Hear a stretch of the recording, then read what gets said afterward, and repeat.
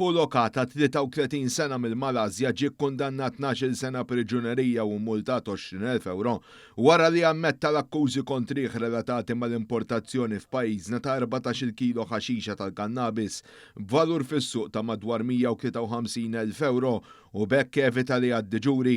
Il-każ imur lura 18 ta' Marzu tas-sena l-oħra meta l-Malazjan wasal fl-Ajruport Internazzjonali ta' Malta.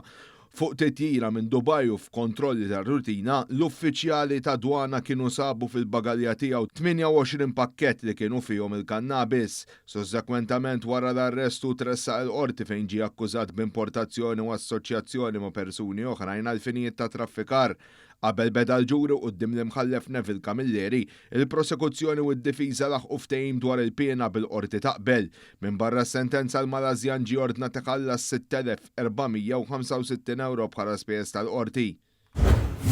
Tifel ta' 6 snin u ħuħ li jagħtu tarbija se jkunu jistgħu jiġu adottati wara deċiżjoni fil-qorti tal-minorenni.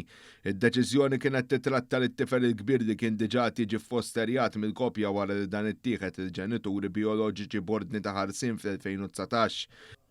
Il-qorti semet kif l-istess koppja li kienet qed tiffosterja lit-tifel u għandhom ukoll wilta kbar intalbet biex tagħmel l-istess ma' ħuħ iżgħar mid-Direttorat tal-Kura Alternattiva. Minn dak li nagħti jirriżulta li l-om bioloġika tal-aħħu għandha diżabilità intellettwali u diżordni personali.